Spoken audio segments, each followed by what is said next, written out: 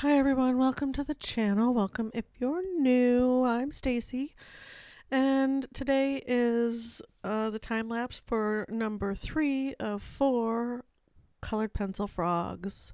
That's right. This is number 3. I'm doing a little green.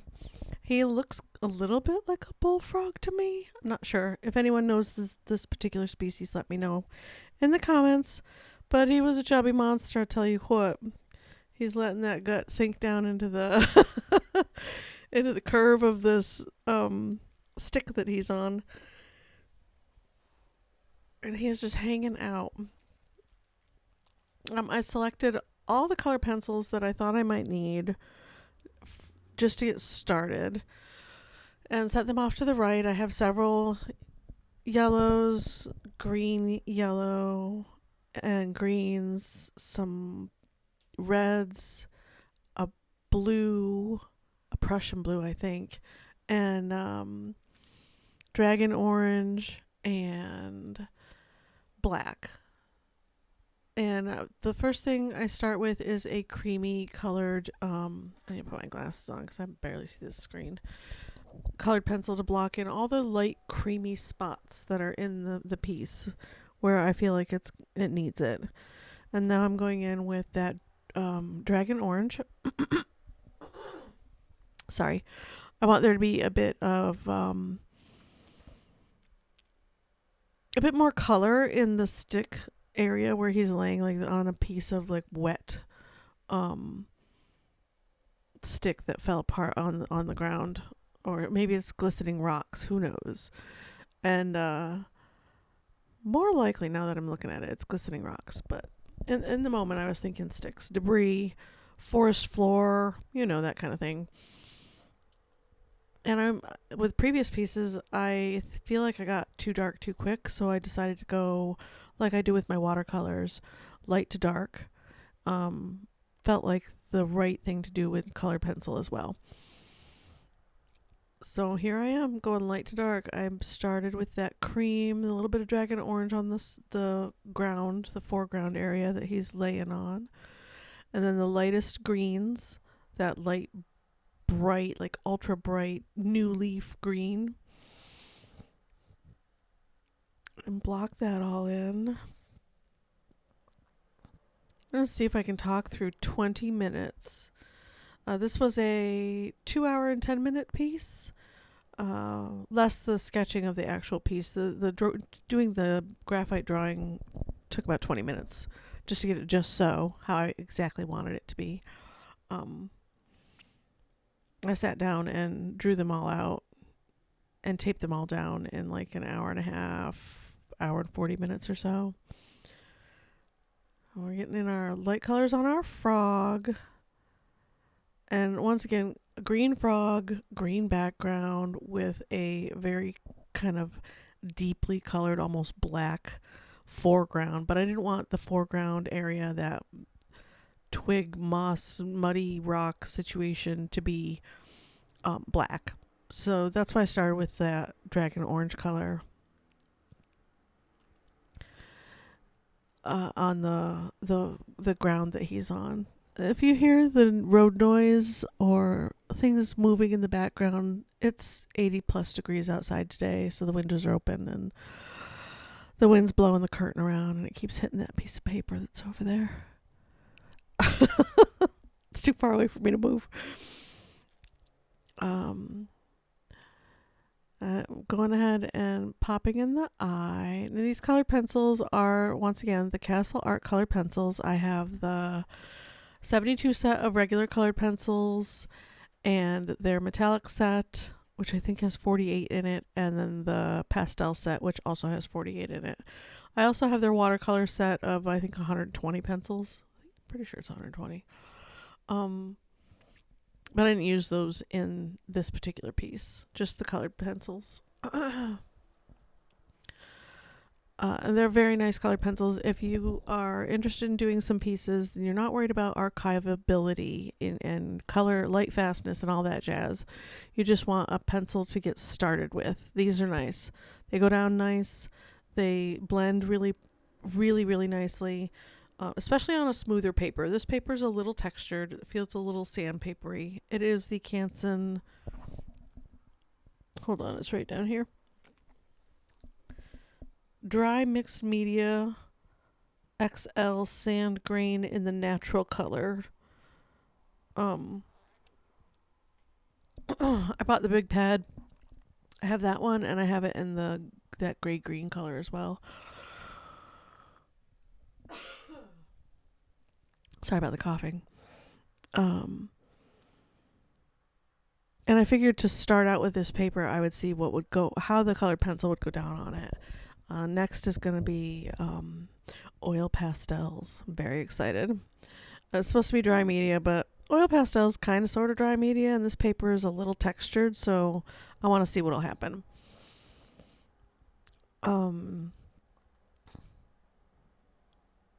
Yeah, just going in layer by layer, color by color, working the green, the yellow, green, and then this darker, more true green color on top.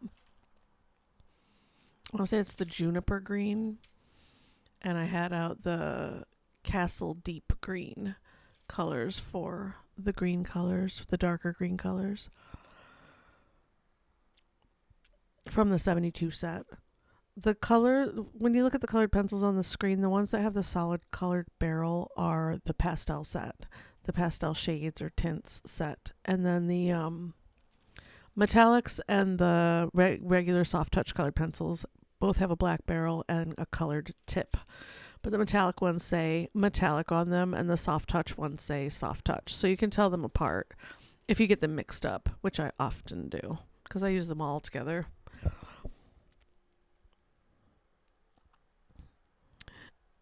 And for this shadowy area, I didn't want to use black in any of the deep shadows right away. So I started out with a, is this a dark green? Yeah, this is a super dark green. In the metallics, which one is it? I'm pretty sure it's this one. It's the sage. I used the sage and I used that gray green color. Where's that one? Ocean gray. The ocean gray in the metallics is a very green color. Then I wanted to get in all the super light, bright areas before I lost track of them. So I'm going in with this golden yellow pencil. It is called Saffron. I used saffron and orchid white. Where'd that other one go? There you are. Nope, you're not the one. You're not the one. I should have just left them out. I popped them in last night without thinking. There you are. And then the other bright, bright yellow that I used, it's almost neon. I can hardly read the name of it. I want to say it says Jasmine on there. It's number 24 in the pastel tints. It's a green yellow. It's a very nice green yellow. And the other yellow that I used in the soft touch was the golden yellow deep. And I just went back and forth depending on instinct, which yellow felt better where. On the frog I used more earthy golden yellows, and in the leaves more yellow greens. And I didn't want to leave the rock area underneath him just grays and greens and black, the dark colors. So I popped in a bunch of, if it's wet, I was thinking it's reflective. If it's reflective, then it's reflecting all the colors around. So I went ahead and dropped in greens in the rocky area next to the saffrons, or that dragon orange. It's my favorite orange pencil. It's in the metallics, you guys. It's so great. I've worn it down pretty far. I need to find something comparable to replace it. It's one of the colored pencils that I use quite a lot.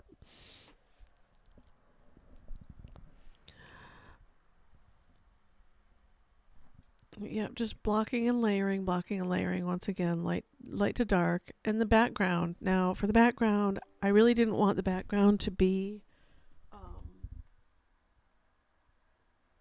email uh focused. I wanted it to be very out of focus and muted. I wanted it to look like it had all of these colors in it and within it, and like the light was reflecting, bouncing back and forth between whatever's back there.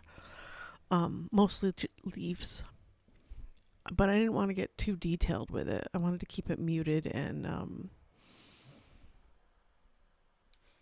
not terribly busy. This is... Nope, that's not the one I used. It was a red one. Where'd you go? I moved all my pencils around.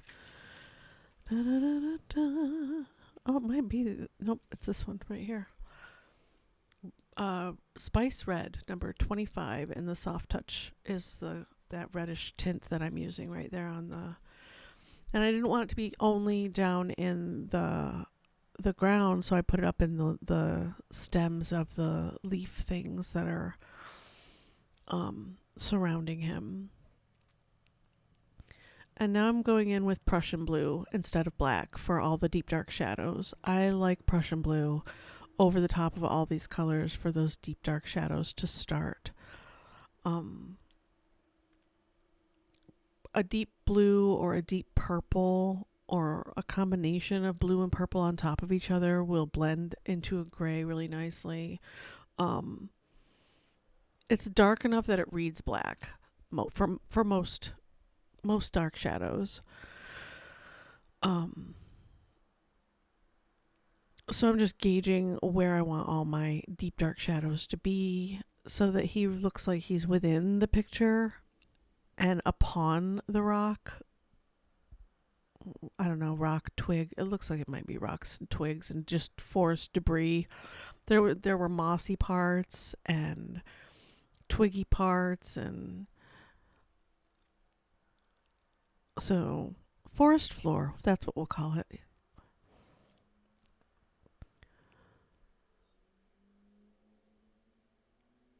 Getting in all of those funky shapes and giving it some interest and depth. And then popping on some green for the mossy areas.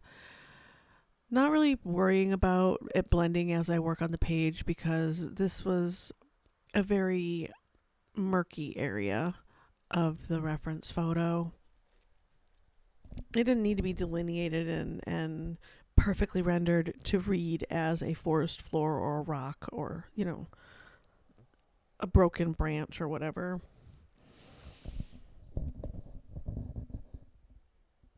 And then I didn't think my browns were reading quite deep dark enough, so I went over with a golden ochre color. That's this guy. The light, or yellow ochre light, is the color I used over all the rock areas, and then I jumped back into the dark greens for getting in the deep creases and the closer to black, if you're just going black gray, shadows on the frog. You don't want your shadows on your frog to be black, but a deeper shade of the color he is works, and it will read as black where you need it to. And I wasn't satisfied with how dark the blue was, so I went over the blue with the metallic black, which is I don't think it's called black. I think it's called something mist. It's like one of the shortest pencils I own because it breaks up every time I sharpen it. It breaks. It's frustrating. Oh, it's missing in action. Oh, there you are. I put it in the wrong spot. That's my dragon orange. It's like 3 inches long now. Mythos Black, number 12 in the metallics, is what I used for the deep darks on the the ground. And now I'm just getting in and brightening up all the leaves and getting those final touches in so that it looks super like brand new spring leaves up there. And then my foreground leaves on the ground were too light, so I decided to go in with the deeper greens and layer them in there and make them look a little out of focus, but definitely read as green. And just some final touches on those leaves to make that one feel curled. I pick at that one too much, I think. For me, it ends up looking a little muddy, but oh well, we can't win them all.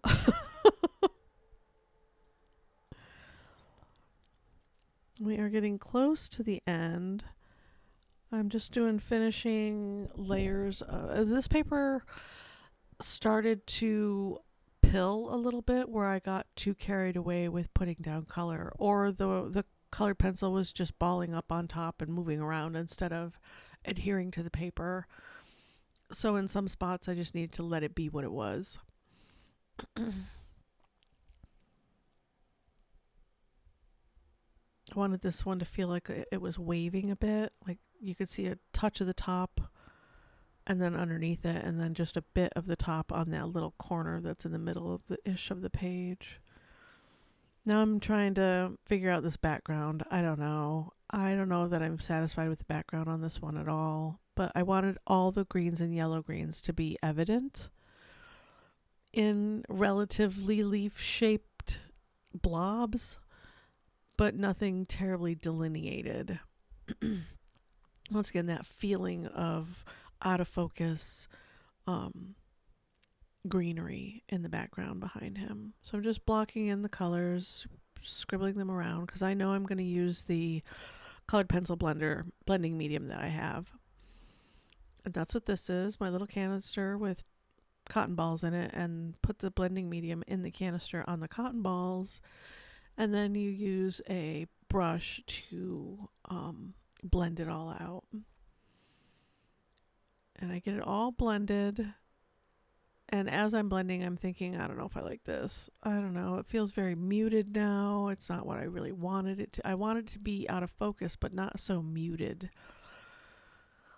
So I thought maybe just a touch over him and the leaves would make it look more uniform.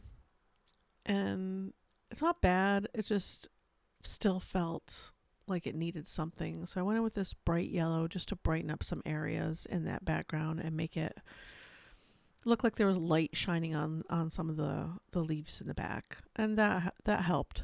That helped a lot, I think. Overall, I'm pretty happy with how this one turned out. Green on green on green on green is a lot. It's a challenge for sure to make the frog look like he's within his habitat, but you can actually still see him and make out that he is actually a frog. Was a challenge.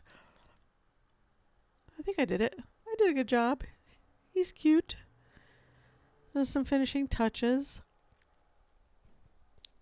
And we're going to drop into real time here with these last little bits of finishing touches and peeling the tape and a little bit of close-up action so you guys can see the textures. But this was a very slow going piece. I was listening to the rest of my book, and then I listened to a comedy special on Amazon.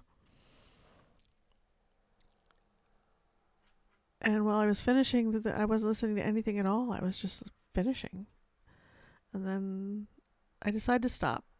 We're going to stop now and peel the tape and see how I feel about the whole piece as a whole with its border. And for me, this is the telling part. I really like it with the fresh, crisp border. I feel like that the branch or rock situation that he's on turned out really good. I'm very happy with that part. You guys can let me know what you think in the comments below. How do you feel about this one? The next one will be next Friday's video. We're going to do the next one next Friday. A little bit of close-up action. I'm going to zoom out so you can see all the pencils I used. Here they are. Lots of yellow, green, and yellow. Lots and lots. And then here's our close-ups. And the texture of the paper peeks through a lot too, which is what lends that sparkle on the foreground. But yeah, I like it pretty good. Don't forget to feed the algorithm animal, you guys. He's hungry. Thumbs up, subscribe, and all that jazz. And I will see you in the next video. Okay? Bye.